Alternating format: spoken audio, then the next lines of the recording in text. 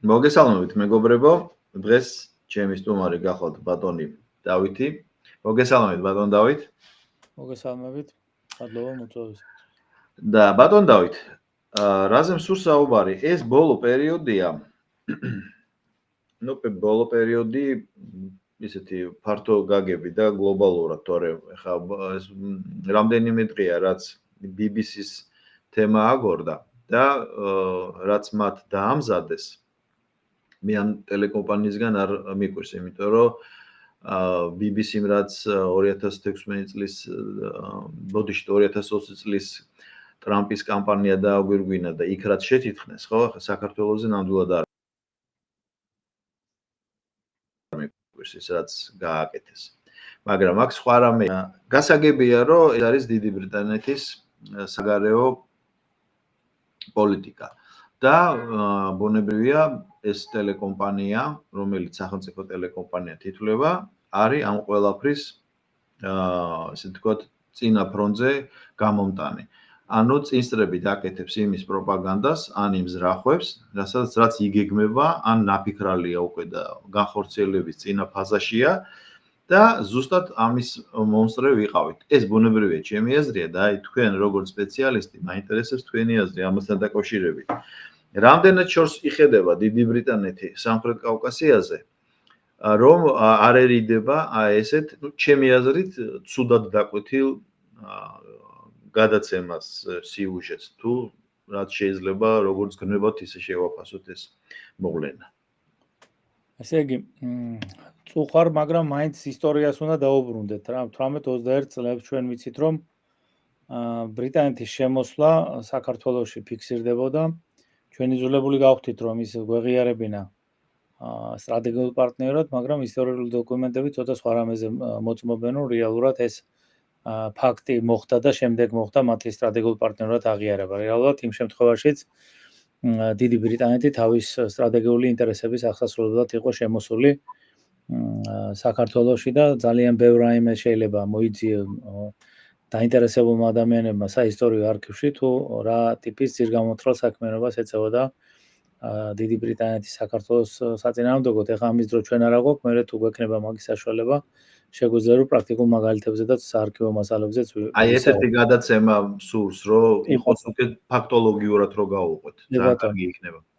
ნუ ბრიტანეთი ძირითადად პოზიციონირებს როგორც უпроსოდად ჩვენს მეზობელ სახელმწიფოში გარკვეული პროტექტორატის ქვეშ იმყოფება ეს სახელმწიფო, მას აქვს, რა თქმა უნდა, ჩვენთან შედარებით გაცილებით მაღალი დონის რესურსული უზრუნველყოფა, რაც ყოველთვის საინტერესო იყო ზოგადად სოფლიოს სხვადასხვა სახელმწიფოებისათვის და უნდა გავიხსენო აუცილებლად ისე 18-21 წლები ჩვენ და სამწუხაროდ იმ პერიოდში აზერბაიჯანისა და საქართველოს ხელისუფლებამ ერთმანეთის წინააღმდეგ მტრობა ზოგადად ვერ მოიშალეს და საბოლოო ჯამში მე ერთი შედეგი დაუდგა ორივე სახელმწიფოს.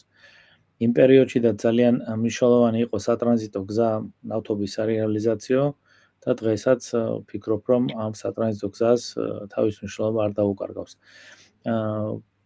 არ უნდა დაგვავიწყდეს დავით გარეჯის განვითარებული მოვლენები და ეს კეთილმეზობლურ დამოკიდებულებას ნამდვილად არ ალამაზებს, თუმცა წუხარ, რომ საქართველოს გენერალურმა პროკურატურამ ამ მიმართულებით რამოდენიმე კვირის წინ ვიდეო კადრებიც კი გაჟღერდა, როდესაც პირდაპირ ესე იგი ერთ-ერთი ორი პრეზიდენტის მოლაპარაკების შემდგომ საქართველოს ყოფილმა პრეზიდენტმა პირდაპირ განაცხადა უკვე ის გადაწყვეტილება, რაც აღსრულდა კიდევაც და თან დაასაბუთა, რომ ის გადასცემდა უცხო სახელმწიფოს სამხედრო სტრატეგიული დანიშნულების ტერიტორიას. ესე იგი გამოდის, რომ რეალურად იმ შემთხვევაში, თუ საომარი მოქმედებები განხორციელდება საქართველოსა და აზერბაიჯანს შორის და ვფიქრობ, რომ გარკვეული მიმართულებით ჩვენ ქვეყანამ ამაზე აუცილებლად უნდა იფიქროს. განსაკუთრებით დიდი ბრიტანეთის მიერ ნაწარმოების სადაზვერვო დეზინფორმაციის შემდგომ, რომელზედაც ჩვენ ახლა ვსაუბრობდით, ამ შემთხვევაში უკვე ჩვენმა ყოფილმა მთავარსარდალმა მისი გადაწყვეტილებით და ალბათ სავარაუდოდ მისი ზეწოლით წინასწარ შეუქმნა ხელსაყრელი პირობა უკვე ჩვენს მეზობელ სახელმწიფოს, რომელიც შესაძლებელია, რომ ერთ დღეს ზოგადად იქცეს ჩვენ და მიტყრულად განწყობილ სახელმწიფოდ. ამიტომ რომ ჩვენ უნდა შევთანხმდეთ, რომ არ არსებობენ მუდმივი მეგობრები და არ არსებობენ მუდმივი მტრები და საერთაშორისო ურთიერთობებში ძირითადი აქცენტი ყოველთვის გამახვილებულია ინტერესებს.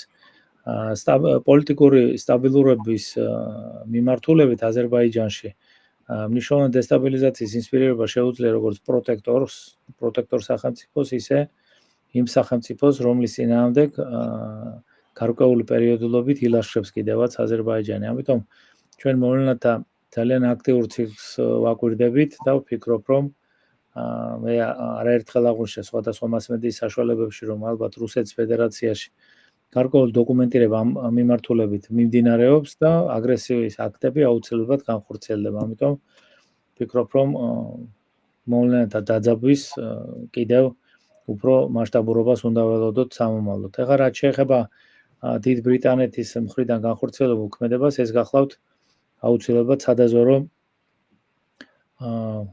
პროპაგანდის და სადაზვერო დეზინფორმაციის გამოყენების მეთოდოლოგია. ახალი ამბავი არ არის.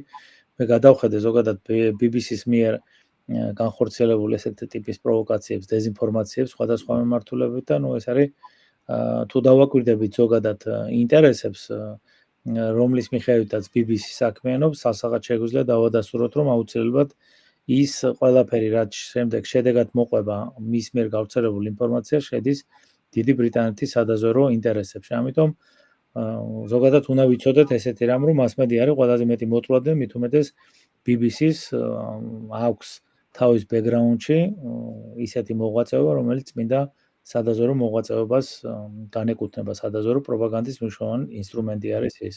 უბრალოდ ერთ მნიშვნელოვან გარემოებაზე მინდა რომ თქვენი და საზოგადოების ყურადღება მივიპყრო. აი ძალიან ცუდად მენიშნა და ზოგადად მე მაინც ვფიქრობ, რომ ყოფილი თუ მომქმედი თანამდებობის პირები უფრო მეტი დამჯდარი ხასიათით უნდა გამოირჩეოდნენ და ჩვენ ესე გავიზარდეთ, რომ ზოგჯერ თქმა სჯობს უთქმელობა, ზოგჯერ თქმითაც დაშავდებისო და დააკვირდით თუნდაც ამ მოვლენის ირგვლივ რა განცხადება გააკეთა შინაგან საქმეთა ყოფილმა მინისტრმა, რომელმაც პრაქტიკულად ცეცხლი შეუნთო, უпроსორად ნავთი დაასხა იმ ცეცხლს, რომელიც აგიზგიზება უნდოდა დიდ ბრიტანეთს და მერე უკვე დღევანდელმა შინაგან საქმეთა მინისტრმა გააკეთა ოფიციალური განცხადება, რომელმაც პრაქტიკულად ნეიტრალიზება გაუკეთა იმ განცხადებას, რაც გააკეთა მისმა წინამორბედმა. მაგრამ ნახეთ, აქ სახუმაროდ საქმე არ არის და მე უბრალოდ ძალიან მაინტერესებს რამდენად ქმედით უნარიანი ამ შემთხვევაში სპეცსამსახურები და რატომ მოხდა თქვა ყოფილი შინაგან საქმეთა მინისტრის მხრიდან ესეთი ტიპის განცხადების გაკეთება. პრაქტიკულად ეს არის ხელისუფლების კომპრომეტაცია. ორი მიმართულებით. ნახეთ, თუ იყო და იმ პერიოდის შინაგან საქმეთა მინისტრმა ეს იცოდა ყოფილმა მინისტრმა, მას სათანადო რეაგირება უნდა გამოეჩინა იმ ხარისხიდან გამომდინარე, რა ტიპის დაზიანება შეიძლება გამოწვეული ყოფილიყო ამ დავარქვათ ესე იარაღის გამოყენებას. ამიტომ თუ ის ყოფილი ხელისუფლების პირობებში იყო გამოყენებული, რატო არ მოახდინა რეაგირება და რატომ არ მოხდა სათანადო თქვათ ქმედებების განხორციელება, რომ დღის სინათლეზე გამოსულიყო ყველაფერი ის, რაც აუცილებლად და დამერწმუნედ დღესაც ჭირდება საქართველოს სახელმწიფოს და მის უსაფრთხოებას. ამიტომ ნახეთ, კიდევ ერთ მაგალითს მოგიყვანთ და ძალიან მტკივა გული ზოგადად ესეთი მოვლენების განვითარებაზე. სხვათა შორის ელისაშვილთან დაკავშირებით გარკვეული რაღაცა ანალიტიკური მასალები, როდესაც გადმოიცემოდა მასმედიის საშუალებით, ერთ-ერთი ძირითადი აქცენტი გაკეთდა სახალხო დამცველთან მიმართებით. მე რამდენადაც ვიცით, ისინი ელისაშვილი და სახალხო დამცველი არიან სისხლის ნაცსავები არიან, სისხლის ნაცსავები არიან და ზოგადად საზოგადოებაში და განსაკუთრებით საქართველოში ვერ დამალავ ვინ როგორ მოდის ხელისუფლებაში და ზოგადად მათი მოყვანა საზოგადოებისთვის ცნობილი არის და აი ნახეთ, ერთ-ერთ მტკიცებულებად მოყვანილი იყო სწორედ სახალხო დამცველის მიერ ესე რა ქვია, გამოთხოვილი ინფორმაცია, რომელზედაც მან პასუხი ვერ მიიღო. ესე იგი ნახეთ, ორი მაღალი დონის წყარო, რომელიც ყოველთვის შეიძლება გამოყენებული იქნას იმ ანგარიშებისათვის, რომელიც კოლექტიურ დასავლეთში მზადდება და იმ დეზინფორმაციული ნაკადისათვის, რომელიც გავრცელდა საქართველოსთან დაკავშირებით. ეს იმას ნიშნავს, რომ პრაქტიკულად ჩვენ ვართ ძალიან დიდ რკალში უცხო ქვეყნის სადაზვერო სამსახურების მხრიდან. ერთ-ერთ გადაცემაში ბატონ ლევან ვასაძემ ხშირად ვახსენებ ამ თემას, დამისვა შეკითხვა, რომ ბოლო-ბოლო რამდენი არიანო 100, 1000 თუ 10000-ო და ერთ სიტყვით ვერ დათვლი იმდენი არის ჩვენ და სამწუხაროდ, იმიტომ რომ არსებობს პირდაპირი გადაბირება და არსებობს ზოგადად გადაბირების გარეშე პირდაპირი თანამონაწილეობა ისეთ პროცესებში, რომელიც იზის უძღვრის სახელმწიფოებრიობას. ამიტომ ვფიქრობ, რომ პრაქტიკულად რამდენადაც გასაკვირი და მე მგონი არ უნდა იყოს დიდ ბრიტანეთს საქართველოში გააჩნია თავის აგენტურული აპარატი. ამიტომ კიდევ ერთხელ ვიმეორებ, როდესაც ჩვენ ვირჩევთ თანამდებობებზე თუ ნიშნავთ თანამდებობებზე სხვადასხვა პირებს აუცილებლად უნდა მყარი შემოწმება უნდა ხდებოდეს, რომ ზოგადად ეს ადამიანები საბოლოო ჯამში არ იქცნენ უცხო ქვეყნების ინტერესების გამტარებელ ადამიანებად. კი ბატონო, და ამის ფაქტები თვალსაჩინოა, ხა ვისაც სურს დაინახოს, ის დაინახოს და მიხვდება საერთოდ რა და როგორ. იმ შემთხვევაში თუ ეხლა არ მოხდება რეაგირება აი ამაზე, რაზეც ჩვენ ეხლა ვისაუბრე სახალხო დამცველზე, რომლის ესე იგი ანგარიში მოხდა მისი ინფორმაცია, რომ თითქოს მან მოითხოვა რაღაც ინფორმაციები და ვერ მიიღო და მტკიცებულობა შეიქმნა და მეორე შინაგან საქმეთა ყოფილი მინისტრის განცხადება, თუ ამაზე რეაგირება არ მოხდა, მე ვფიქრობ, რომ მაშინ კიდევ უფრო ცუდად გვაქვს საქმე. კი, ყველას გვახსოვს, რომ იოსელიანი და ელისაშვილი ერთი პარტიის წევრები იყვნენ და ზუსტად იმ კვოტით შევიდნენ პარლამენტში და შემდეგ იოსელიანი წაიწია, ასე ვთქვათ, ოცნების დახმარებით რა, თანხმობით ომბუდსმენის თანამდებობას. მიუხედავად იმისა, რომ ეხლა ჩვენ გვაქვს ეს სამართლსაქმე აღძრული ტერორიზმის კუთხით, რეალურად ერთ დროს დაემთხვა ფაქტიურად ელისაშვილის დივერსიული ქმედება, მე გარკვეულწილად არა ვარ იურისტი და რა თქმა უნდა არ ვედავებ იურისტებს, მაგრამ უფრო დივერსიულ ქმედებებზე გამომახვილებდი ყურადღებას ელისაშვილის მხრიდან. ეს არის ფიზიკური განადგურების კუთხით, თქვათ, ობიექტის გარკვეული დივერსიული ქმედება, მეორე მხარეს უკვე ეს არის პოლიტიკური სტაბილურობის წინააღმდეგ მიმართული დივერსია, რაც არის განხორციელებული იმ ინფორმაციული უზრუნველყოფით, რომელთაც ისარგებლეს ადგილობრივმა და გარე დესტრუქციულმა ძალებმა. ბატონ დავით, ასევე ბრიტანელების კვალს ხედავენ ცნობილი ანალიტიკოსები, არ აქვს მნიშვნელობა ვის მხარეს არიან უკვე, იმიტომ რომ ამ შეფასებაზე უმეტესობა მათი შეთანხმდა, რომ შავ ზღვაში, თურქეთის აკვატორიაში, ფაქტობრივად თურქეთის აკვატორია იყო ის, იმ ორ ტანკერზე უპილოტო კატარღებით იერიშის მიტანა, რომელიც უკრაინამ, ასე ვთქვათ, ხმამაღლა თქვა, რომ მან ითავა, ყველა ხვდება, რომ მას არც რესურსი აქვს ამის, არც შესაძლებლობები და ეს არის კვლავ-დაკვლავ ბრიტანეთის ხრიკები. და ცუდი ის არის, რომ აი ამ ფაქტს ყირღიზეთში ყოფნისას პრეზიდენტ პუტინმა გააკეთა ესეთი განცხადება, რომ თუ ასე გაგრძელდება და მან მე როგორც მივხვდი მოიტანა მაგალითად საზღვაო სამართალი, რომელიც თურმე დღემდე მოქმედებს, ამ საზღვაო სამართლის თანახმად ეს არის ბროკონიერობა.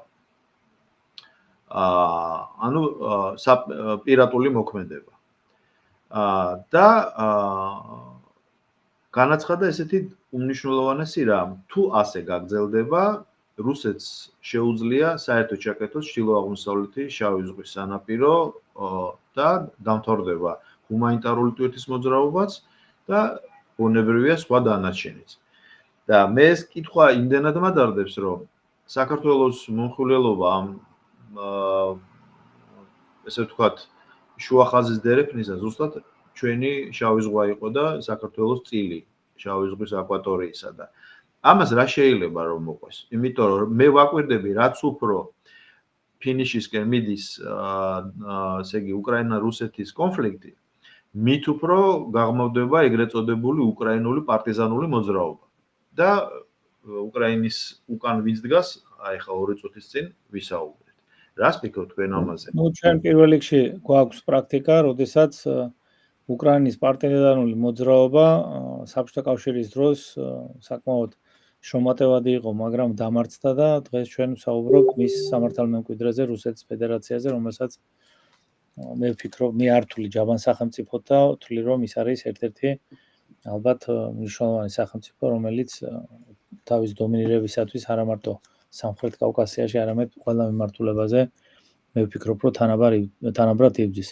პირველ რიგში ერთი რამ მინდა რომ ზოგადად ეხა 100%-იანი მტკიცებულებით, რა თქმა უნდა, მე ამას ვერ დავამტკიცებ, მაგრამ რამდენადაც ჩემთვის ცნობილია, როდესაც ღია წყაროების ანალიზი გავაკეთე, რამდენადაც ჩემთვის ცნობილია, რუსეთის ფედერაციამ გარკვეული აგრესიული შურისძიების აქტი დიდ ბრიტანეთთან მიმართებით უკვე განახორციელა და რამდენადაც ვიცი მას მგონი ძალიან დიდი ზიანი მიაყენა. ამიტომ ეს არის უკვე ალბათ მეორე გაფრთხილება და ვფიქრობ, რომ ამის შემდეგ კიდევ უფრო დაიძაბება ვითარება. ეხლა რა ვქნა, კიდე ისევ ისტორიას უნდა დაუბრუნდეთ რა. ჩვენ ვიცით, რომ საქართველოს ხელისუფლებას გააჩნდა ინფორმაციები, რომ ზოგადად რამოდენიმე მხრიდან საქართველოში უნდა განხორციელებულიყო წითელი არმიის შემოჭრა. და მან ამის შესახებ საქმის ხურში ჩააყენა, რა თქმა უნდა, დიდი ბრიტანეთის სამხედრო მისია საქართველოში და ითხოვა დამატებითი გარანტიები და შეერაღებული ძალების დამატებითი შემოყვანა, მაგრამ ამის ნაცვლად შემდეგ უკვე თანამედროვე ეტაპზე ძალიან ბევრი წყარო გამოქვეყნდა, რომ დიდი ბრიტანეთის დაზვერვას უფრო სრულყოფილი და მნიშვნელოვანი ინფორმაციები გააჩნდათ, მაგრამ ეს ყველაფერი მიმდინარეობდა იმ ფონზე, როდესაც საბჭოთა რუსეთის ხელისუფლება აქტიურად ევაჭრებოდა დიდ ბრიტანეთს, რომ ის გასულიყო რეგიონიდან. საბოლოო ჯამში რუსეთის საბჭოთა რუსეთმა თავის მიზანს მიაღწია. მაგრამ შევიდა გარკვეულ ეკონომიკურ სარგებლის მომტან მოლაპარაკებებში დიდ ბრიტანეთთან და შესაბამისად ის არ წასულა ძალიან წაგებული რეგიონი. ამიტომ ვფიქრობ, რომ დღევანდელი გამწვავება კიდევ ერთ რაიმეზე მიგვანიშნებს, რომ გარკვეულწილად ერთმანეთს დაშორიშებული არის ამერიკის შეერთებული შტატების და დიდი ბრიტანეთის სტრატეგიული ინტერესები. ეს ინტერესები უკვე ძალიან მყარი არ არის და ვფიქრობ, რომ ამ შემთხვევაში რამდენად დაძლევს დიდი ბრიტანეთი მარტო პრობლემას, ცოტა ძნელად წარმოსადგენია. კიდევ ისტორიას მივუბრუნდეთ. ამერიკის შეერთებული შტატების სადაზვერვო მისია იმყოფებოდა 1918 წლების დემოკრატიულ რესპუბლიკაში და როდესაც სადაზვერვო მისია გავიდა, მათ დაასკვნეს, რომ აქ ამერიკის შეერთებული შტატების ჩარევას რაიმე აზრი არ ქონდა, იმიტომ რომ ადრე იქნებოდა თუ გვიან იქნებოდა ეს რეგიონი მაინც დარჩებოდა ისა რა ქვია რუსეთს. აქედან გამომდინარე კიდე ერთხელ ვიმეორებ ანალოგიები და რატომ უსვებ ხაზს, შეიძლება თქვენც დაგღალეთ, შეიძლება საზოგადოებას დავღალე, იმიტომ უსვებ ამას ყველაფერს ხაზს, რომ ზოგადად ისტორიას ყოველი საუკუნის შემდეგ აქვს გარკვეული განმეორებითი ციკლი. ამიტომ ღმერთმა უკნას, რომ მოვლენები ისე განვითარდეს, რომ საბოლოო ჯამში ჩვენ მივიღოთ ისევ 1921 წელი. ამიტომ მე სხვადასხვა მასმედიის საშუალებებში პირდაპირ ვსაუბრობ იმ თემაზე, რომ საქართველოს ხელისუფლებამ არა შუამავლის, არამედ პირდაპირი კონტაქტებით უნდა დაიწყოს მოლაპარაკებები რუსეთის ფედერაციასთან. ერთადერთი და ძირითადი მიზეზი მე სხვაგან არ მithქვია და დიდი პატივისცემით თქვენს ეთერში განვაცხადებ ამას, რომ თუ ჩვენ ამ მიმართულებით არ განვავითარებთ თქვათ ჩვენ აქტივობებს, მე ერთი რაღაც პროგნოზი გავაკეთო ახლა, იმიტომ რომ თუ მოვლენები ისე განვითარდა, როგორც რა მიმართულებითაც მივდივართ ფედერაციასთან. იმდენად რთული სალაპარაკო იქნება, რომ უბრალოდ შეიძლება ლაპარაკის საშუალებაც კი არ მოგცეს და განახორციელოს ისეთი აქტივობები, რომელიც ძალიან დააზიანებს საქართველოს და დააზიანებს იმ ხრივად, რომ შესაძლებელია ჩვენ ძალიან ცუდი შედეგები მივიღოთ. ამიტომ პირდაპირი დიალოგის წარმოება უბრალოდ რატო ვარ იცით გაკვირვებული. ესე იგი თანაბარ დონეზე რუსეთის ფედერაციას ესაუბრება ამერიკის შეერთებული შტატები, ხო? ხო და უკვე ვერ ვგებულობ ჩვენ რა ან ძალები გაგვაჩნია, არა საშუალებები გაგვაჩნია, რომ ესეთი რაღაც ისა ჯინიანი ფორმით რაიმე ნაბიჯების გადადგმა არ გვინდა. კიდევ ერთხელ ვიმეორებ რა, შუამავლობა დიპლომატიაში კი ბატონო მისაღებია, მაგრამ ამ შემთხვევაში ნებისმიერი შუამავლი რუსეთსა და საქართველოს შორის იმას ნიშნავს, რომ ჩვენ დამატებითი ხარკის გადახდა გვიწევს იმ შუამავლისათვის. ამიტომ პირდაპირ კონტაქტი ეს არის კიდე ერთი მნიშვნელოვანი პირობა, რომ ჩვენ ის ხარკი შევამციროთ, რაც ზოგადად ძალიან მძიმედ გვაზის კისერს. ამიტომ კიდე ერთხელ ვიმეორებ, აუცილებელია და არა იმიტომ, რომ მე ვთვლი, რომ თქვათ რუსეთსა და საქართველოს შორის თქვათ დადებითი რაღაც ისტორიული მომენტები გვაქვს განსაკუთრებით ბოლო 35 წელიწადში, მაგრამ კიდე ერთხელ ვიმეორებ, ფაქტობრივ ობიექტური რეალობა უნდა კარნახებდეს ხელისუფლებას იმას, რომ მან აქტიურად უნდა დაიწყოს უკვე გარკვეულ თემებზე საუბარი რუსეთის ფედერაციასთან. ამიტომ ნახეთ, დააკვირდით, ძალიან გაურკვევლობა არის სომხეთსა და აზერბაიჯანს შორის. ეს ორი ხელისუფლება პრაქტიკულად იმ დონეზე არის რყევებში, რომ მან ვერ ჩამოაყალიბა თავისი სტრატეგია საბოლოო ჯამში, სად უნდა გადაიხარონ და როგორ უნდა გადაიხარონ. ამიტომ მე ვიცი ერთი რამ, ჩემმა თაობამ ეს ყველაფერი იცის, ჩემზე უფროსმა თაობამ იცის და ადამიანებმა, რომელსაც დღეს შეხება აქვს ზოგადად რუსეთის ფედერაციასთან და რუსულ ფენომენთან. ეს არის ქვეყანა და ეს არის ხალხი და ეს არის საზოგადოება, რომელიც ამ ზოგადად ეგრეთ წოდებულ რა ქვია, შატკა მე მგონი რუსულად, ხო? აი ამას ზოგადად არ პატიობს მერე სახელმწიფოებს და მერე მიმდინარეობს სხვადასხვა ტიპის აგრესიული აქტები. ამიტომ ერთადერთი მიზანი, რაც მე მამოძრავებს, როცა ესეთ თემებზე ვსაუბრობ, მამოძრავებს ის, რომ მე ვფიქრობ, რომ ჩვენ არ გვყავს დასაკარგი ადამიანები საქართველოში. ყველა სიცოცხლე და ჯანმრთელობა არის მნიშვნელოვანი და საქართველოს არსებობა უნდა გააგრძელოს ყველა ეტაპზე, სანამ სამყარო იარსება. ბატონ დავით, არ არის დასამალი ის ფაქტიც, რომ იგივე რაც თქვენ ახლა სამხრეთ კავკასია ახსენეთ, სამხრეთ კავკასიაში აი ეს ეგრეთ წოდებული ტრამპის მორიგება ამ ორ სახელმწიფოს შორის, სომხეთსა და აზერბაიჯანს შორის. ეს თავის დროზე აღიქმებოდა როგორც ესე ვთქვათ სტაბილური გარანტია ამ ორ ქვეყანას შორის რაღაცა პოლიტიკური თანაცხოვრების და პოლიტიკური მოღვაწეობის, თუნდაც იგივე სავაჭრო ურთიერთობების მით უმეტეს იქ მაშინ აქტიურობდა ასევე თურქეთი, მაგრამ რაც უფრო დრო გავიდა, ჩვენ ხვდებით, რომ სომხეთ-აზერბაიჯანს შორის არაფერი არ დასრულებულა და გამოდის ის, რომ ესე იგი ამერიკის შეერთებული შტატები ესეთი შტაბ-ბეჭდილება მჩება მე, რომ თითქოს ელოდება რუსეთის გააქტიურებას რეგიონში და შესაბამისად ამას წინ უნდა უძღოდეს უკრაინის ომის დასრულება და მე კიდევ ერთხელ აღვნიშნავ, მე ეთერის მიღმაც გითხარით ეს, თქვენ ერთადერთი იყავით, ვინც თამამად თქვით, რომ ანკორიჯის ტრეკი კვლავ მოქმედებს.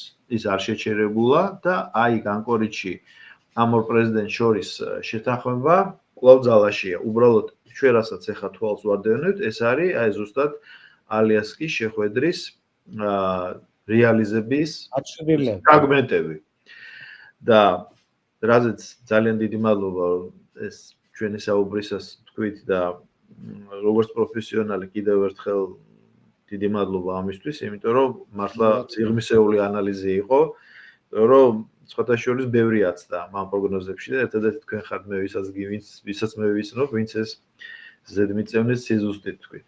და აი აქედან გამომდინარე, მე ესეთი შტაბ-ბეჭდილება მრჩება, რომ თითქოს ამერიკის ადმინისტრაცია, თეთრ-სახლის ადმინისტრაცია, თუნდაც უკრაინასთან მიმართებაში, აი ესე ვთქვათ, საქანელის მომენტი თითქოს თანხას აღარ აძლევს, მაგრამ მერე რუსეთს ასანქცირებს, მერე გამოდის რუსეთს ასანქცირებს და რაღაცა აქტივობებს გადის და ბუნებრივია, ტრამპი ერთპიროვნული ლიდერი არ არის, როგორც პუტინი და ის თავის შიდა ოპონენტებზეც მოქმედებს ამით, როგორც კონგრესში, ასევე სენატში და ესეთი შტაბ-ბეჭდილება რჩება და მხოლოდ მე არა, რომ თითქოს დრო გაყავს, რომ უკრაინის ომის დასრულებას ელოდება, რომ რუსეთთან ერთად გადააფორმატიროს ეს ახალი მსოფლიო წყობა.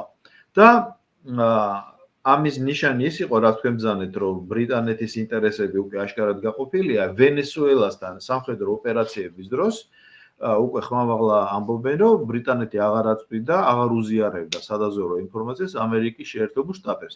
ეს იყო ისეთი რამ, რომ ყურებს არ დაუჯერე.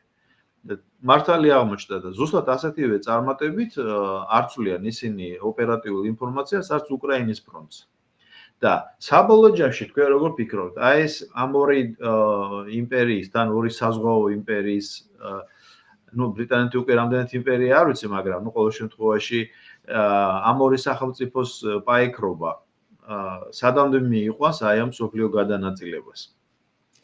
ესე იგი, ნახეთ, ცივი ომის პერიოდშიც კი ფიქსირდებოდა ამერიკის შეერთებულ შტატებსა და საბჭოთა კავშირს შორის ძალიან მნიშვნელოვანი დაახლოება, რომ სტრატეგიული ინტერესები გარკვეული მიმართულებებით მათ ჰქონდათ ერთი და იგივე. მე მაინც ვფიქრობ, დღეს როგორც რუსეთს ჭირდება ამერიკის შეერთებული შტატები, ამერიკის შეერთებულ შტატებსაც ჭირდება რუსეთი.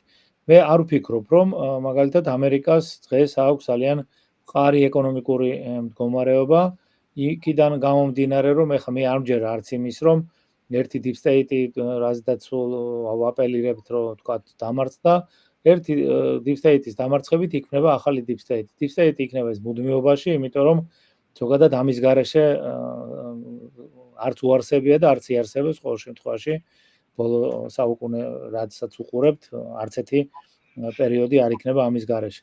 მაგრამ მთავარი დაარსებითი გახლავთ ის, რომ როგორც რესურსული უზრუნველყოფის თვალსაზრისით რუსეთის ფედერაცია წარმოადგენს ძალიან მნიშვნელოვან საბიზნეს ამერიკის შეერთებული შტატებისათვის და მას შეუძლია რომ ძალიან კარგი სამსახური გაუწიოს გარკვეული სტაბილურობის შექმნას ამერიკის შეერთებულ შტატებში. ამიტომ ამ შემთხვევაში ზოგადად მე ყოველთვის სტუდენტებსაც როცა ვესაუბრები, ზოგადად განვიხილავ სამ დონეს. ერთი არის სახელმწიფოები, რომლებიც იბრძვიან დომინანტის როლისათვის, მეორე არის სახელმწიფოები, რომლებიც იბრძვიან სტრატეგიული პარტნიორის როლისათვის და მესამე არის სახელმწიფოები, რომლებიც იბრძვიან სატელიტის როლისათვის. ამიტომ თუ დავაკვირდებით პირველ პოზიციას დომინანტობის როლისათვის, ძირითადად სულ მუდმივად იბრძვის ორი სახელმწიფო. ამასთან ერთად, გარდა რესურსული უზრუნველყოფისა, ამერიკის შეერთებულ შტატებს ახლა ვფიქრობ, რომ ამის გაშლა არ არის აუცილებელი. რუსეთის ფედერაცია კიდევ სხვა მნიშვნელოვანი მიმართულებით ჭირდება და არის ძალიან ბევრი ისეთი ინტერესი, რომლის დროსაც შესაძლებელია, რომ სტრატეგიულ პარტნიორობაში ყოფნის პირობებშიც კი გარკვეული უთანხმოება კონდეს თქვა ამერიკის შეერთებულ შტატებს დიდ ბრიტანეთთან, იმიტომ რომ მაინც ესე არის ყველაზე მეტად, რა თქმა უნდა, საკუთარი ეროვნული ინტერესები და მეორე დანარჩენი რა. ამიტომ მე მაინც ვფიქრობ, რომ საბოლოო ჯამში არც ისე არ წაიყვანებენ საქმეს ეს ორი სახელმწიფო, საუბრობ დიდ ბრიტანეთზე და ამერიკის შეერთებულ შტატებზე, რომ ისინი მოსისხლემტრებად იქცნენ, მაგრამ გარკვეული ანგარიშის გაწევა იმ პროცესებთან, რომელშიც ჩართულია ამერიკის შეერთებული შტატები და რუსეთი, მოუწევს დიდ ბრიტანეთთან, იმიტომ რომ ამ იერარქიას, რომელზედაც მე გესაუბრეთ, აქვს ერთი მნიშვნელოვანი მახასიათებელი. თუ კი ზოგადად ამ პოზიციებზე დგომი სახელმწიფოები ერთმანეთის ინტერესებს არ გაიზიარებენ, შესაძლებელია მათ შეიცვალონ პოზიცია და ისინი გადავიდნენ უფრო დაბალ კატეგორიაში და მე ვფიქრობ, რომ ამის სურვილი არც ამერიკის შეერთებულ შტატებს აქვს და არც რუსეთის ფედერაციას და დიდი ბრიტანეთი როგორც იყო, სავარაუდოდ დაუბრუნდება იმ პოზიციას და იქნება მუდმივად როგორც მრავალი ათეული წლის განმავლობაში ამერიკის შეერთებული შტატების სტრატეგიული პარტნიორი. ნახოთ ვაჭრობის რა მასშტაბის ვაჭრობისკენ მიდის დიდი ბრიტანეთი. მე ვფიქრობ, რომ ის მაინც ვაჭრობს და ყველა მხრიდან ფიქრობს, რომ რაც შეიძლება შექმნას სხვადასხვა ტიპის დესტაბილიზაცია.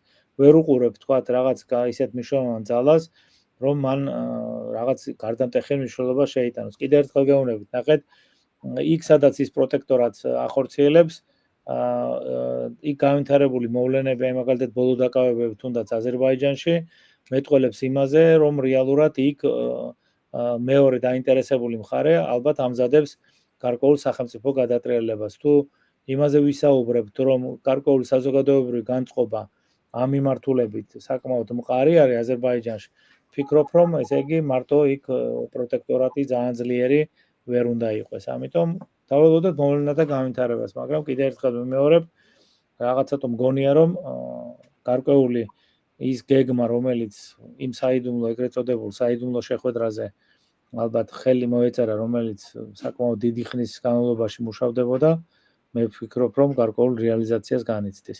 ხო და რატო გითხარით, იცით, აი ამერიკის შეერთებული შტატებთან დაკავშირებით, რომ მას ეკონომიკურად უჭირს.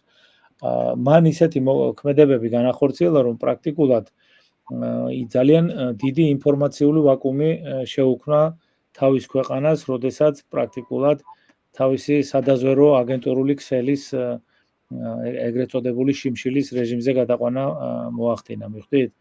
აი ამ რისკზე წასვლა ძალიან რთულია, განსაკუთრებით ამას გაიგებს ის ადამიანები, ვისაც ქონია სადაზვერო და კონსადაზვერო საქმიანობასთან საქმე, იმიტომ რომ აგენტურული აპარატის გარეშე და მათი მყარი დაფინანსების გარეშე ზოგადად წარმოუდგენელია მართო მოიპოვო ინფორმაციები. ამიტომ ვფიქრობ, რომ მან მოშალა ისეთი მნიშვნელოვანი ფთა, რომელიც მე მაინც ვფიქრობ და ვნახოთ, ამასაც დაველოდოთ, რომ გარკვეულწილად ამ კუთხით ამერიკის შეერთებულმა შტატებმა ძალიან დიდი შეცდომა დაუშვა და ეს აუცილებლად ასახვას პოვებს ამერიკის შეერთებული შტატების ეროვნულ უსაფრთხოებაზე და კიდევ ანალოგიას მოვიყვან. თუ არ ვცდები 59 წელი იყო, როდესაც ამერიკის შეერთებულ შტატებში ჩაატარეს რეფორმა, რომელსაც მოხვა ის ფაქტი, რომ პრაქტიკულად მაღალი დონის ანალიტიკოსები აღმოჩნდნენ გაშვებული სახლში. 2 წელიწადში იმდენად დაიკარგა ბალანსი საერთაშორისო ასპარეზზე, რომ ამერიკის შეერთებული შტატები იძულებული აღმოჩნდა, რომ ეს მაღალი დონის პროფესიონალები უკან მოებრუნებინა. ამიტომ კიდევ ერთხელ ვიმეორებ, სხვადასხვა პროპაგანდისტული შეფარვით განხორციელებული ეს ქმედება, მაინც ვფიქრობ, რომ გარკვეულ მნიშვნელოვან ზეგავლენას იქონიებს ამერიკის შეერთებული შტატების ეროვნულ უსაფრთხოებაზე. იმ შემთხვევაში, თუ ამერიკა კვლავ დააპირებს ისევ დომინაციას იმ მიმართულებით, რომელზედაც ის იყო. თუ ესე არ მოხდა, მაშინ ეს იმას ნიშნავს, რომ ასეთი ვერსია მე გაჟღერებული მაქვს, რომ ამერიკის შეერთებულმა შტატებმა ამოწურა თავისი ინტერესი მაშინ საქართველოსთან მიმართებაში და არა მარტო საქართველოსთან. ანუ შეგნებულად დგავს ესე იგი ამ ნაბიჯს. ხო, თუ სავარაუდოდ მაშინ გამოდის, რომ მან თავის რესურსული მდგომარეობა აქ ამოწურა რა, ის რაც ქონდა გასაკეთებელი. მე მაინც ვფიქრობ, რომ გარკვეულწილად ესეთი აქტივაცია უკავშირდებოდა ყველაზე მეტად ძირითადად ავღანეთის პრობლემას. ვფიქრობ, რომ ეს პრობლემა გადაჭრილია.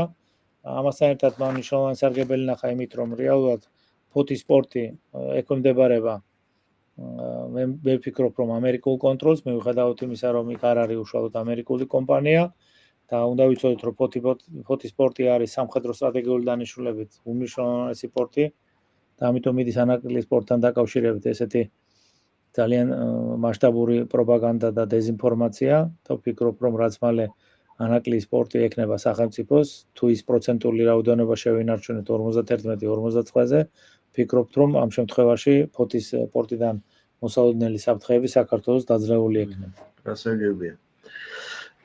ბატონ დავით, ეხლა ჩვენ ამ გადაცემის ჩაწერის პროცესში უკრაინაში მორიგი სკანდალი აგორდა, იქ როგორც ჩანს ეს უკვე სანამ ხელისუფლება არ შეიცვლება, ესე პერმანენტულად კვირა-კვირა ალბათ სულ ახალი ნიუსები იქნება და დააკავეს ვინმე ანას კარახოდი, რომელიც არის, ესე იგი, აქტიური პოლიტიკური მოღვაწე, მოიაზრებოდა ზელენსკის ინტერესანტად და ლაპარაკი არის მხოლოდ 250,000 დიდი ფულია, მაგრამ იმ მასშტაბებთან შედარებით, რაზეც ეს ბოლო ერთი თვეა საუბარია, 250,000 არაფერი არ არის, მაგრამ ცუდი ის არის, რომ გამოძალვაზეა საუბარი. და ეს ციკლი არ თავდება. ანუ ფაქტობრივად ჩვენ ვხედავთ, რომ უკრაინის ხელისუფლებაში დაიწყო ესეთი რყევები, რომ ესე იგი ერმაკის გადაყენებით ეს არ დასრულდება, ბუნებრივია და დაიწყო მოშლა ამ ზელენსკის ეგრეთ წოდებული ვერტიკალის. თქვენ როგორ ფიქრობთ, სადამდე შეიძლება მივიდეს აი რასაც თქვენ ადენებთ თვალყურს და რაც ინფორმაცია დევს იმის ანალიზის საფუძველზე და რამდენად ეს ასოციატიურად არის ბრიტანულ-ამერიკულ კონფლიქტში და რატო ვაკავშირებ, ნახეთ, უკვე დასამალიც აღარ არის, რომ ესე იგი ზელენსკის უსაფრთხოებას და მის გარემოცვის უსაფრთხოებას კურირებდა Mi-6. მაგრამ ამავდროულად ვხედავთ, რომ რუსეთ-უკრაინის მორიგებაში წამყვანი პოზიცია, კვლავ ამერიკის შეერთებულ შტატებს უჭირავს და აი ეს ჯაჭვი სად შეიძლება რომ გაწყდეს და აი ამ ზელენსკის ვერტიკალის მორღვევა როდისთვის შეიძლება რომ დაიწყოს, რომ დაუშვათ ჩარჩო ხელშეკრულება მაინც დაიდოს. ეს შესაძლებელია დეკემბრის თვეში, თუ ეს მაინც 26 წლის პერსპექტივაა. ესე იგი, მე მაინც ერთ ვერსიაზე გავამახვილებდი ყურადღებას, რომ ზოგადად ზელენსკის ირგვლივ ეხლა რა ვითარებაც ზოგადად უკრაინაში არის ეს რა ქვია ინსპირირებული ალბათობის მაღალი ხარისხით ამერიკის შეერთებული შტატებისა და რუსეთის სადაზვერვო კოორდინაციის შედეგად. მე ხმად ვარ დარწმუნებული, რომ რუსეთის და ამერიკის შეერთებული შტატების სადაზვერვო სამსახურებს უმნიშვნელოვანესი ინფორმაციები გააჩნიათ და მათ შორის მაკომპრომენტირებული მტკიცებულებითი ფორმის მნიშვნელოვანი ინფორმაციები გააჩნიათ არა მარტო ზელენსკის ხელისუფლებაზე, თვითონ ზელენსკისთან დაკავშირებით. ამიტომ ეს არის მესის და სისტემა, რომელიც ზოგადად თხის სინათლეზე წამოვიდა, იძულებულია ზელენსკი რომ გარკვეული ნაბიჯები გადადგას, მაგრამ მას პრაქტიკულად ჩამოეშალა ის ძირითადი მყარი დასაყრდენი ძალა, რომელსაც ის ეყრდნობოდა.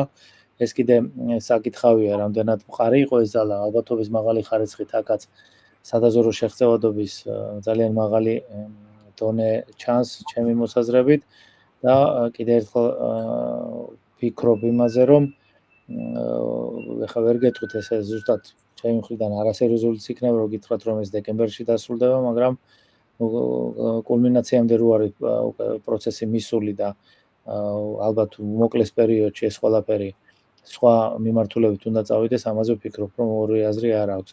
მე მაინც ვფიქრობ, რომ ზელენსკის გარანტირებული აქვს ჯერჯერობით თუ რაიმე სპეცოპერაცია არ ჩატარდა, ვთქვათ, ლიკვიდაციის სპეცოპერაცია სიცოცხლე, იმიტომ რომ ალბათობის მაღალი ხარისხით მას გაიყვანს ისევ ბრიტანული სპეცსამსახური შეუნარჩუნებს სიცოცხლეს, რამე თუ ის დაჭირდებათ უკვე საგარეო ფრონტიდან ვთქვათ შემდეგ სხვადასხვა ტიპის პროპაგანდისტული საქმიანობის ორგანიზებისათვის. რაც თქვენ ახსენეთ, ეს საფრთხე ნამდვილად არსებობს პარტიზანული ომის საფრთხე ნამდვილად არსებობს აქ ჩვენ და სამწუხაროდ ჩვენც გარკვეულწილად აუცილებლად ეს საფრთხე იდენტიფიცირებული უნდა გქონდეს, იმიტომ რომ ჩვენ გვაქვს ვთქვათ ამის მნიშვნელოვანი საფუძველი, თუ გადავხედავთ იმ სპექტრს, ვინც ამ კონფლიქტში დაქირავებულად მონაწილეობს და ვფიქრობ, რომ ამ შემთხვევაში ორი ძირითადი მიმართულებით უნდა გამახვილოს ხელისუფლებამ აქცენტი. ერთი ეს არის ზუსტად უკრაინის ომის დასრულებიდან მომდინარე საფრთხეები, უნდა იყოს იდენტიფიცირებული და ვფიქრობ, რომ კიდევ ერთხელ ვიმეორებ, რომ შუამავლის გარეშე უნდა დაიწყოს პირდაპირ დიალოგი რუსეთის ფედერაციის ხელისუფლებასთან. კიდევ ერთხელ ვიმეორებ, ჩვენ სხვა გამოსავალი ობიექტური რეალობიდან გამომდინარე არ აგვაქვს და სანამ ჩვენ დავიწყებთ ეთერს, მე თქვენთან აღვნიშნე საუბარში, რომ ჩვენ და სამწუხაროდ ადრე თუ გქონდა საუბარი, რომ თქვათ ერთ წელიწადში რამოდენიმე ფაქტი შეიძლება მომხდარიყო, მე საუბრობდი, რომ ერთ თვეში და თუ ვაპირდებით უკვე გადავედით კვირაებზე და ძალიან ვწუხარ, რასაც ვლაპარაკობ, მაგრამ ესეთი ტიპის თქვათ რყევები შეიძლება უკვე ყოველდღიურობად იქცეს და მე ვფიქრობ, რომ ხელისუფლებას ძალიან მყარი აქცენტების გაკეთება ჭირდება ამაზე, რამე თუ კიდევ ერთხელ ვიმეორებ, ჩვენი ბექგრაუნდის სახელმწიფოს, რაც ჩვენ გადავიარეთ ზოგადად და რასაც ჩვენ გავდივართ, რამდენად უნდა იყოს ფსიქოლოგიური მდგრადობა და ეს მიზანმიმართულად არ უნდა გამოირიცხოს, რომ კეთდებოდეს იმისათვის, რომ ადამიანებისთვის სულ ერთი გახდეს ყველაფერი, რაც შეიძლება მოხდეს ამ ქვეყანაში. ამიტომ კიდევ ერთხელ ვუწოდები 100 წლის ანალოგიას და არ მინდა რომ ისევ იგივე მოვლენები განვითარდეს ამ შემთხვევაშიც ჩვენ საქმე გქონდა გადაღლილ ადამიანებთან, უბრალოდ ეს იყო ადამიანთა ის ჯგუფები, რომლებიც პრაქტიკულად ვეღარ ერკვეოდნენ ვერცეთ ტიპის პრობლემას და საერთოდ აღარ აინტერესებდათ რა ხდებოდა თავის სახელმწიფოში. ამიტომ ვფიქრობ, რომ მაინც უცხო ქვეყნების სადაზვერვო სამსახურების აქცენტი ამ მიმართულებითაც არის გამახვილებული და ალბათ ხელისუფლებას მართებს, რომ რაღაც კონკრეტული ღონისძიებები გადაიდგას, რომ ეს დესტრუქცია თავიდან იქნას აცილებული. ვერ ნახავთ მოვლენას, რომელსაც შეიძლება ახორციელებდეს ხელისუფლება, რომ ის დეзинფორმაციული ნაკადების მსხვერპლი არ გახდეს და ვერ ნახავთ, აი ყოველ ნახეთ ახლა როგორი თემა შემოვიდა, ხო? ისეთი თემა, რომ აი ძალიან ნაკლებად მოსალოდნელი იყო, რომ ესეთი თემა შეიძლება შემოსულიყო. რომელს გულისხმობთ ჩვენ რამდენიმე თემაზე ამ კონკრეტულ შემთხვევაში? BBC-ს მიერ განხორციელებული ის. ესე იგი კიდევ ბევრი რამ ჩვენ წინა გვაქვს და კიდევ ერთ რაიმეს ვერ ვგებულობ. ესე იგი ჩვენ საქართველოს პრეზიდენტი გვყავს ერთი. და თუ საშელასვლების დეპარტამენტში შეიძლება რომ მეორე პრეზიდენტი ყავდეს, რომელიც ჩვეულებრივად პოლიტიკურ მოღვაწეობას ეწეოდეს და იქ მესიჯებს გამოსცემდეს, რომელიც პოლიტიკურ დესტაბილიზაციას უწყობდეს, მე მგონი ჩვენ სახელმწიფოში ლათ კარგად არ არის საქმე. ამიტომ საკანონმდებლო ორგანო რას აკეთებს, რატო არ შეიძლება თქვა ან აღმასრულებელი ხელისუფლება რომ ზოგადად ადამიანებმა რომლებაც დანაშაული ჩაიდინეს საკუთარი ქვეყნის წინაშე, მათ პოლიტიკური მოღვაწეობის უფლება საშელასვლების დეპარტამენტში აკრძალული უნდა კონდეთ და ჩვენ ამას ვერ უყურებთ. ახლა იქიდან გადაიყვანეს, ახლა იქიდან დაიწყო და მე ვფიქრობ რომ კარდინალური ზომების მიღება არის საჭირო. რა წინააღმდეგ შემთხვევაში რაღაცა თუ მგონია რომ ჩვენ ვერ დავძლებთ იმ პრობლემას, რასაც ქვია სადაზორო დეზინფორმაცია და შესაძლებელია ქვეყანა ამის მსხვერპლი გახდეს. ბატონ დავით, საქართველოზე მაგ შეკითხვა, მაგრამ საუბრის ბოლოსთვის მოვიტოვებ. მანამდე ერთი მნიშვნელოვანი განცხადება გააკეთა პუტინმა, რომ ასევე ყირგიზეთში ვიზიტის დასრულებისას და ეს იყო, ესე ვთქვათ, წინა შემზადება იმისა, რომ ვიტკოფი და კუშნერი უნდა ჩასულიყვნენ და ჩვენ ვიცით ხო, რომ დიდი სახელმწიფოების პირველი პირები საჭირო დროს, საჭირო ადგილას აკეთებენ საჭირო განცხადებას და ეს იყო ის, რომ თუ ევროპა გადაწყვეტს რუსეთთან ომს, რუსეთი უკრაინისგან განსხვავებით მალევე დაასრულებს ამ ომს ისეთი შედეგით, რომ მომლაპარაკებელიც ევროპის მხრიდან არავინ არ იქნება. ნუ ამან გამოიწვია დიდი რეზონანსი. მე ხა დასავლურ მედიას რო უყურებ, დღემდე არ ჩამოდის ეს განცხადება ჰედლაინებიდან და მე მაინტერესებს ესეთი რა. თქვენ როგორც სპეციალისტი, ეს ახლა უბრალოდ სადაზვერვო თამაშებია? თუ გერმანიამ და ევროკავშირმა იმიტომ აიღო 2030-2029, მე ვიცი რომ 28 წლისთვის მე მგონი 800 მილიარდამდე აპირებენ თანხის აკუმულირებას, რაც ბუნებრივია, ეს კიდე გაიზრდება. ანუ შესაძლებელია, რომ მართლა ამერიკის გასვლის შემთხვევაში, რაც ჩვენ ვივარაუდოთ ამ საუბარში, რომ ევროპამ გარკვეული ფორტპოსტი შექმნას დაუშვათ იმ დარჩენილ ნახევარი უკრაინის ტერიტორიაზე, რაც თავის მხრივ იქნება კაზუსბელი და შესაძლოა მართლა ომი დაიწყოს. თუ ეს მუქარაა უბრალოდ. ნუ ერთ ვერსიად ისიც უნდა განვიხილოთ, რომ შესაძლებელია ამერიკის შეერთებული შტატები და რუსეთის ფედერაცია თვითონ ევროპის გაყოფასთანაც არის, ესა რა ქვია. ზოგადად ესეთი გეგმაც არსებობს, ამის გამო რიცხვა არ შეიძლება. მე ვარ ღრმად დარწმუნებული, რომ რუსეთის ფედერაცია აუცილებლად განახორციელებს ეგრეთ წოდებულ შურისძიების აქტებს. ყველა იმ სახელმწიფოს მიმართ, ვინც მონაწილეობდა რუსეთის საწინააღმდეგოდ. ნუ ეხა ამაზე ეს რო არ გააკეთოს რუსეთის ფედერაციამ, მე ვფიქრობ, რომ ის ზოგადად სახელმწიფო არ იქნება. მისი სახელმწიფოს მახასიათებლიდან გამომდინარე, ის ამას აუცილებლად გააკეთებს. მეც როგორც მაგალითად მე რო იყო საქართველოს ხელისუფალი და მე ჩემ ქვეყანასაც ანალოგიური გავუკეთო, მეც იგივეს გავაკეთებდი, სხვას არაფერს არ გავაკეთებდი, იმიტომ რომ რეალურად ამ ქვეყნებმა ყველაფერი გააკეთეს იმისათვის, რომ ჩამოეშალათ რუსეთის სახელმწიფოებრიობა. არ ვსაუბრობ მარტო უკრაინის ფრონტთან დაკავშირებით. არსებობს ძალიან ბევრი მიმართულება, სადაც პრაქტიკულად რუსეთის კონსტიტუციური წყობილების ჩამოშლის მიმართულებით ძალიან დიდი და მასშტაბური სადაზვერვო ღონისძიებები ხორციელდებოდა. ეხლა რაც შეეხება ზოგადად განცხადებებს, პუტინს როცა არ მოусმინეს, ეს იყო 2007 წელი, პრაქტიკულად 2007 წლის მერე მივიღეთ ჩვენ საქართველოში 2008 წლის საომარი მოქმედებები, მერე მივიღეთ 2014 წლის უკრაინის მოვლენები და მერე მივიღეთ კიდე 2020 წლის უკრაინის მოვლენები. ესე იგი, მან როგორც სახელმწიფოს მეთაურმა 2007 წელს ძალიან მიუნხენის თუ არ ვცდები სამიწე, ისეთი ტიპის განცხადება გააკეთა, რომ აი ელემენტარულად ყველაზე დაბალი დონის ანალიტიკოსიც კი გააკეთებდა იმ დასკვნას, რომ თუ მოვლენები ისე გაგრძელდებოდა, როგორაც ხორციელდებოდა, აუცილებლად სახეზე იქნებოდა საომარი მოქმედებები.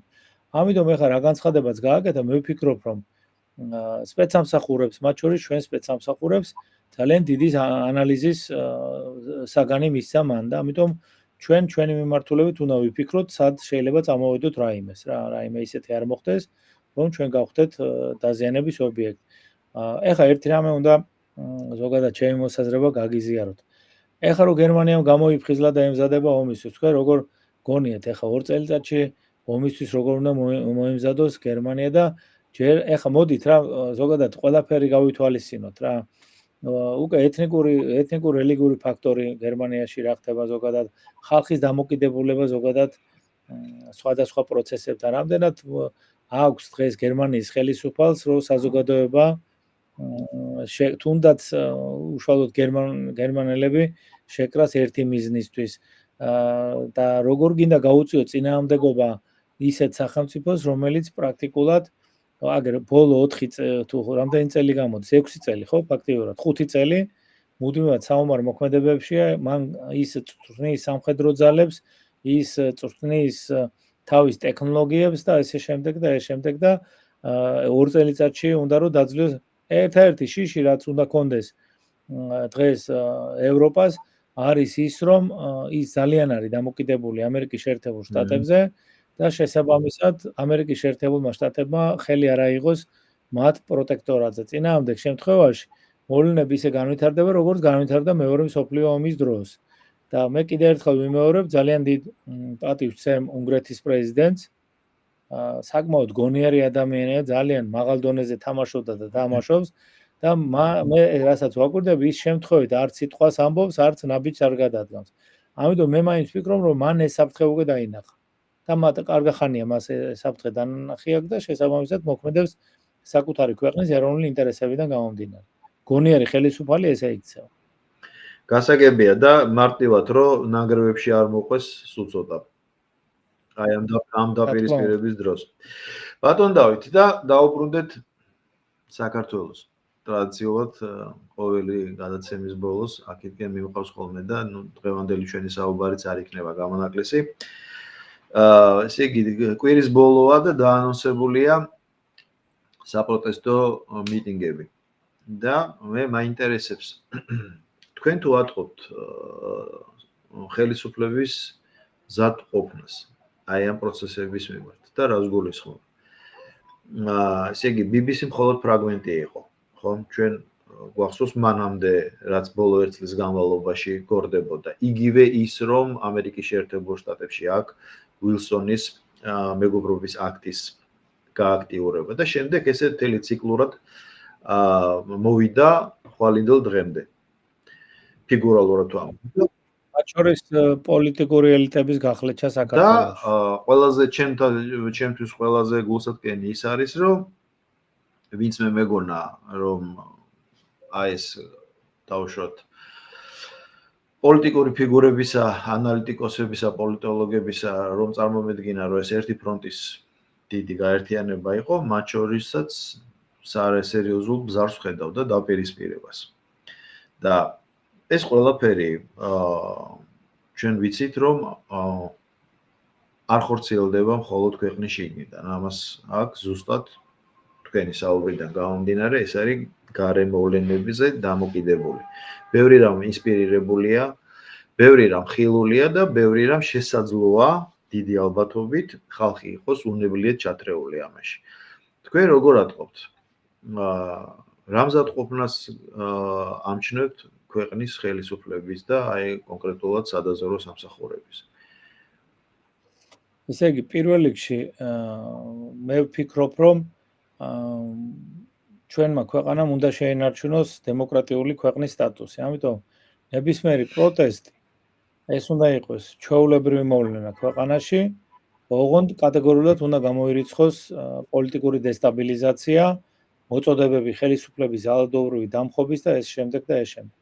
ჩვენ 4 წელიწადში ერთხელ გვაქვს ეგრეთ წოდებული მოსამართლის სტატუსი, როდესაც ჩვენ გამოგვაქვს განაჩენი ნებისმიერი ხელისუფლებისათვის. ამიტომ ვფიქრობ, რომ უკვე განვლინვა მოვლენებაც გვაჩერნა, რომ ხეირის მომტანი არ არის სახელმწიფო გადატრიელებებით ზოგადად ხელისუფლებების ჩანაცვლება. ამიტომ ამ შემთხვევაში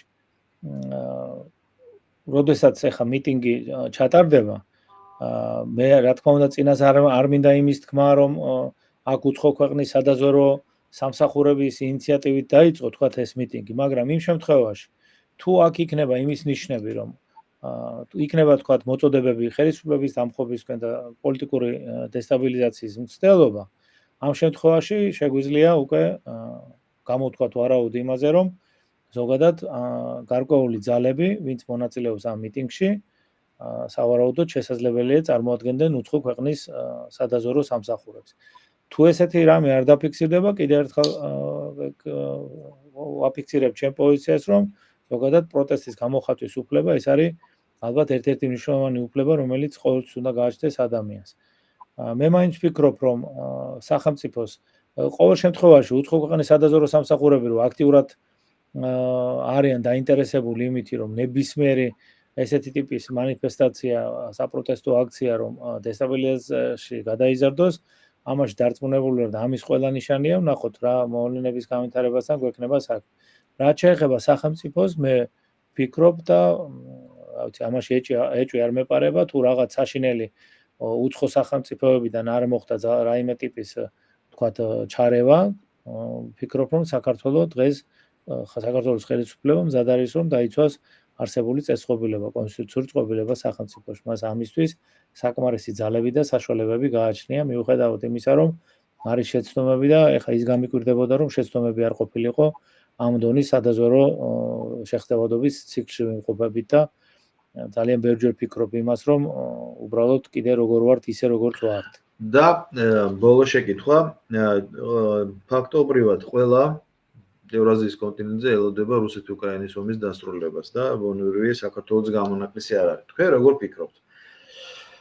აი ამ კონფლიქტის დასრულების შემდეგ კოლექტიური დასავლეთიდან ერთადერთი დასავლეთ ევროპას გულისხმობ, კვლავ იქნება ზეწოლა საქართველოზე?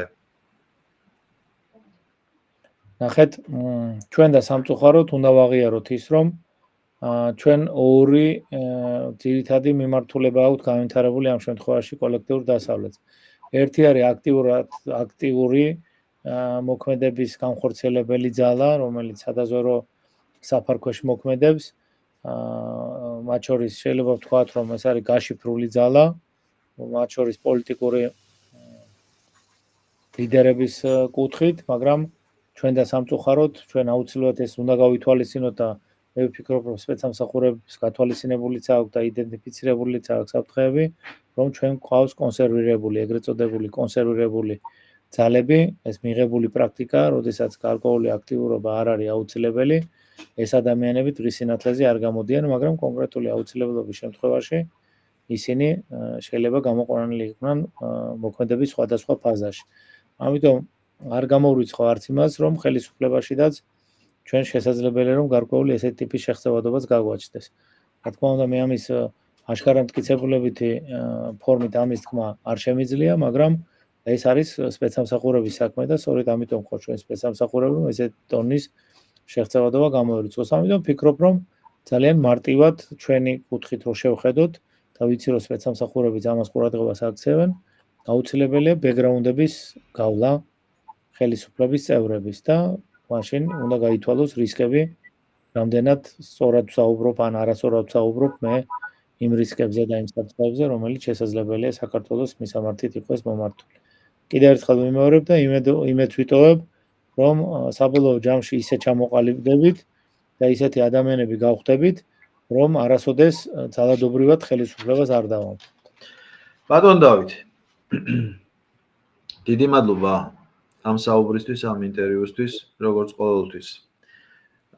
ესეთი ძალიან კარგი ანალიტიკურ შედეგზე გავდივართ ხოლმე და მე მოხარული ვარ, რომ მე მეძლევა საშუალება თქვენთან საუბრის და აუდიტორიის გარკვეული ნაწილისთვის ან ჩვენი საუბრის მიტანის საშუალებაც მაქვს, როგორც ამერიკის შეერთებულ შტატებში მაცხოვრებელი ქართველებისთვის, ასევე ვიცი, რომ საქართველოდანაც უყურებენ და საქართველოს მაყურებელი ჭარბობს, ეს არც არის გასაკვირი პროცენტულად. დიდი მადლობა კიდევ ერთხელ და პატრიცემულო მეგობრებო, მაყურებლო, მსმენელებო, ვინც გვისმენთ, მე ხშირად არ მოგიწოდებთ, რომ გაავრცელოთ, მოიწონოთ ან რამე ამ დაგვარი, ვიცი, რომ ეს მოსაბეზრებელია და მე თვითონ არა ვარ ხოლმე ამის მომხრე, მაგრამ ეს ის იშვიათი შემთხვევა, როცა ვინც ამ ვიდეოს ნახავთ და გაიზიარებთ ბატონ დავითის აზრს და მოგეწონებათ ეს ვიდეო, გთხოვთ გაავრცელოთ. ყველას, ვისაც საშუალება გაქვთ. გაავრცელეთ მეგობრებში, ახლობლებში, თქვენ სოციალურ ქსელებში, ეს მნიშვნელოვანი რამ არის, რაზეც დღეს ბატონმა დავითმა ისაუბრა. დიდი მადლობა. ბატონ დავით, დიდი მადლობა კიდევ ერთხელ ამ საინტერესო საუბრისთვის და ბედნიერ. გემშვიდობებით, საუკეთესო სურვილები და მომავალ შეხვედრამდე. ბედნიერად.